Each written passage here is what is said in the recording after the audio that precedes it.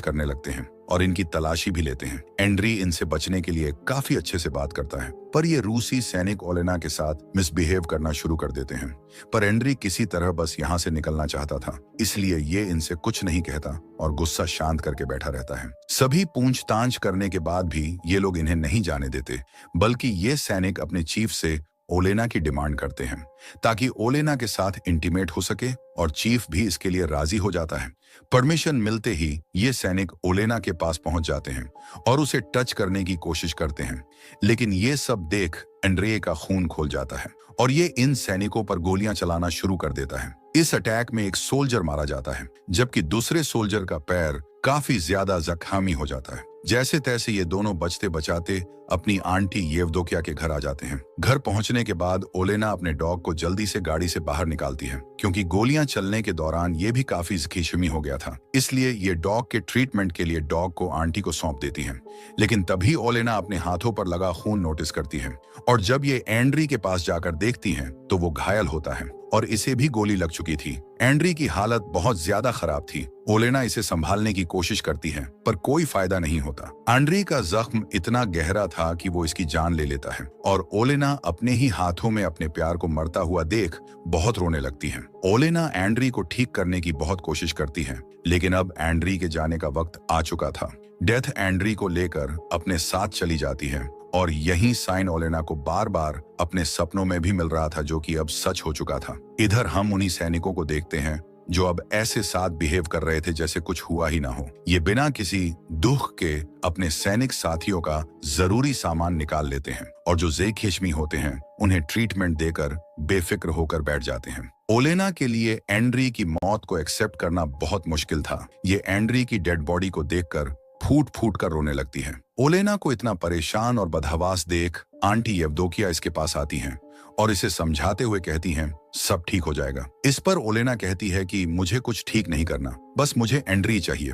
ओलेना आगे कहती हैं कि मैं कई लाइफ जी चुकी हूँ, हजारों युद्ध मैंने देखे हैं, कई लोगों को खोया है, लेकिन एंड्री को खोने का दुख सबसे बड़ा है।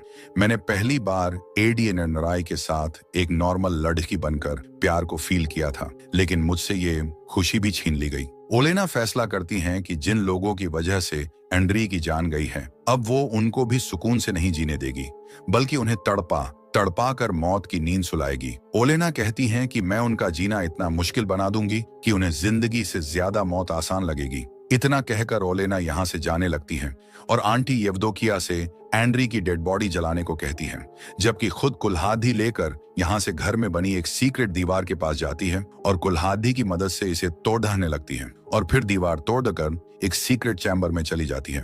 इसमें ब्लैक मैजिक और सुपरनैचुरल चीजें मौजूद थीं, जो कि काफी खतरनाक थीं। ओलेना एक मैजिकल मिरर के सामने जाकर खड़ी हो जाती हैं और एक एक कर अपने सारे कपड़े उतार देती हैं, और यहाँ हम देखते हैं कि ओलेना के दोनों हाथों की कलाई पर टैटूज बने हुए हैं, जबकि जादुई शीशे में देखने पर ये टैटूज बेड़ियां नजर आती हैं। ओलेना इन टैटूज, जो कि बेड़ियां थी, उन्हें कट लगाकर तोड़ देती हैं, और जो सुपरनैचुरल पावर इसने एंड्री के लिए छोड़ दी थी उन्हें फैला देती हैं।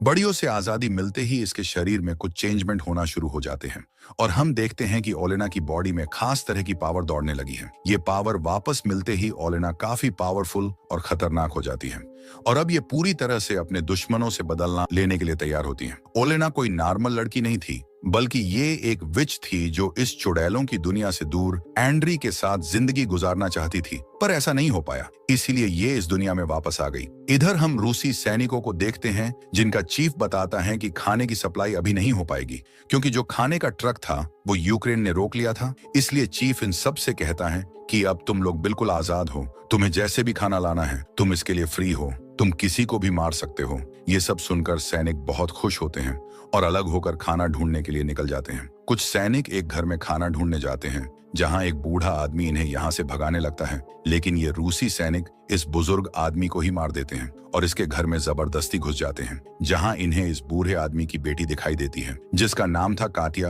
केटी को देखकर ये सैनिक इसे बंधी बनाने की कोशिश करते हैं, लेकिन काटिया किसी तरह इनसे बचकर यहाँ से भागने लगती है, पर कोई फायदा नहीं होता, क्योंकि ये सैनिक जल्द ही इसे बेहोश कर देते हैं, और एक सैनिक मौके का फायदा उठाकर काटिया के साथ गलत काम करने लगता है। जब काटिया को फील होता है तो ये होश में आ जाती है और जोर से चीखने चिल्लाने लगती है, लेकिन ये सैनिक इस पर बिल्कुल रहम नहीं करता। वहीं दूसरी तरफ कुछ सैनिक मौज मस्ती के लिए एक घर पर शूट करने लगते हैं। जब एक लेडी ये सब देखती हैं, तो इन सैनिकों को समझाते हुए कहती हैं कि तुम लोग इंसान हो, इंसान ही बनकर रहो, जानवरों जैसे बर्ताव मत करो। लेडी की ये बात सुन सैनिकों को काफी गुस्सा आता है और ये इसे शूट कर मौत की नींद सुला देते हैं। इसके बाद ये लोग एक कैंप के पास पहुंचते हैं।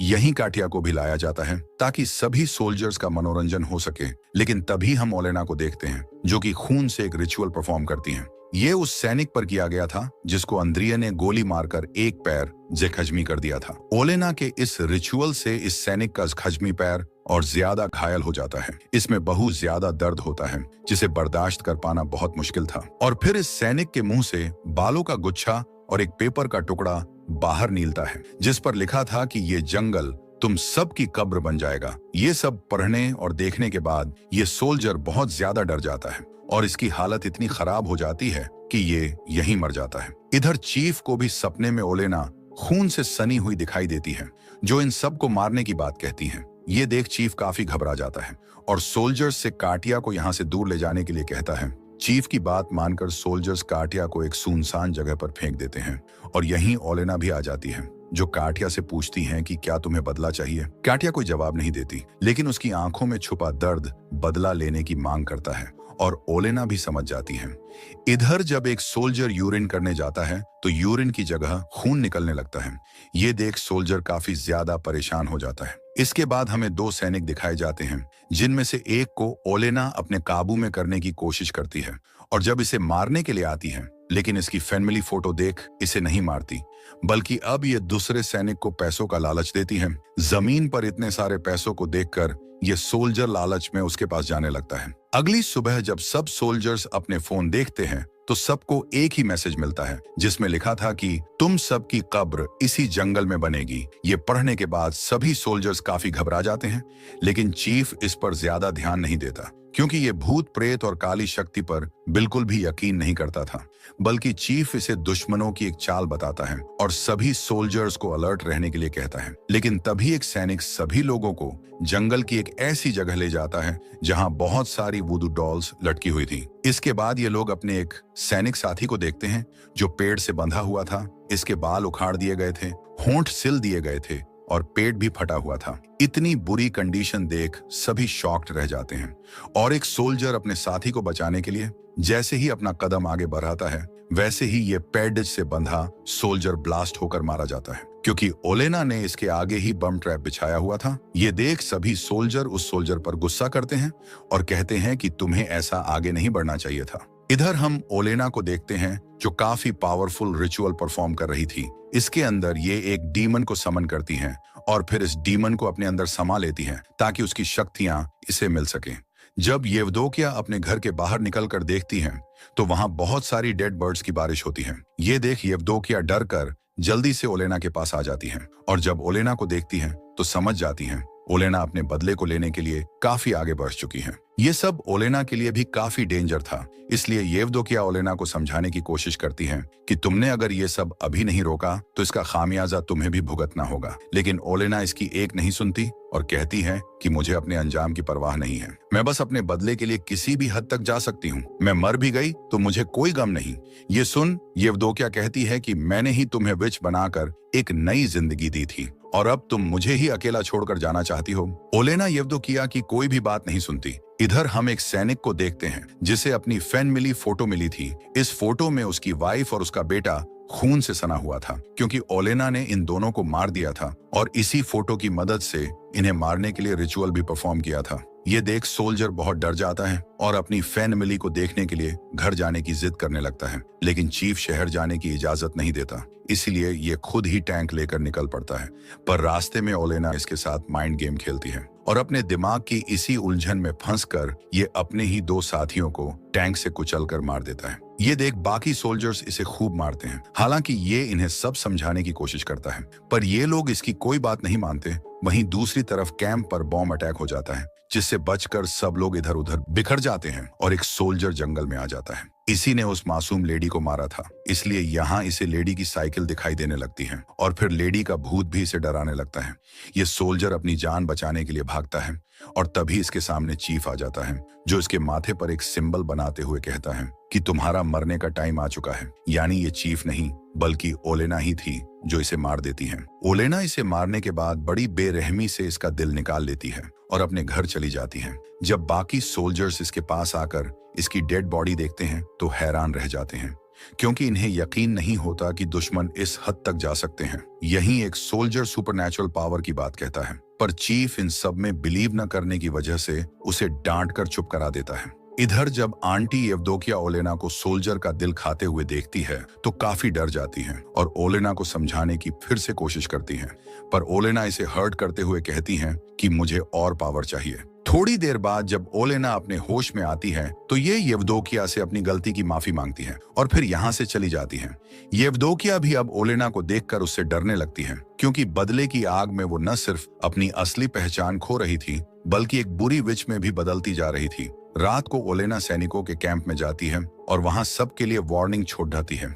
अगली सुबह जब सोल्जर्स मरे हुए सैनिकों की बॉडी जगह पर नहीं देखते हैं तो काफी घबरा जाते हैं और जल्दी डेड बॉडीज को ढूंढने निकल पड़ते हैं और आगे बढ़ने पर इन्हें वो डेड बॉडीज पेड़ पर लटकी हुई दिखाई देती हैं। ये सब देख एक सोल्जर इतना ज्यादा डर जाता है कि ये खुद को ही मार लेता है, क्योंकि ये ओलेना के हाथों नहीं मरना चाहता था। इसलिए ये ओलेना का सामना करने से अच्छा खुद को ही खत्म कर लेता है। इसके बाद उस सोल्जर को दिखाया जाता है जिसने कटिया के साथ गलत काम किया था। इसके प्राइवेट पार्ट से कीड़े मकोड़े निकलने लगते हैं और ये दर्द से बुरी तरह तड़पने लगता है और खुद को बचाने के लिए ये कटिया के घर ही पहुंच जाता है, जहां कटिया अपना बदला लेने के लिए इसे मारने ही वाली होती है कि ये सोल्जर इसके सामने गिड्ड गिद्धाने लगता है और कटिया इसे नहीं मारती। लेकिन तभी ये सोल्जर अपनी गन उठाकर कटिया को मारने ही वाला होता है कि कटिया इसे मार देती है।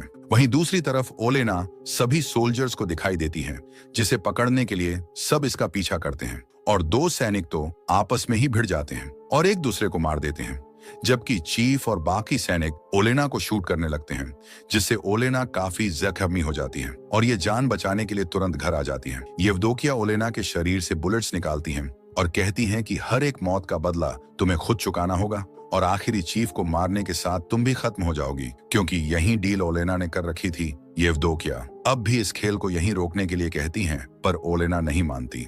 एक एक कर ओलेना सभी सोल्जर्स को मार देती है, पर चीफ इसके काबू में नहीं आता बल्कि ओलेना को पकड़कर उसके साथ गलत काम करने लगता है।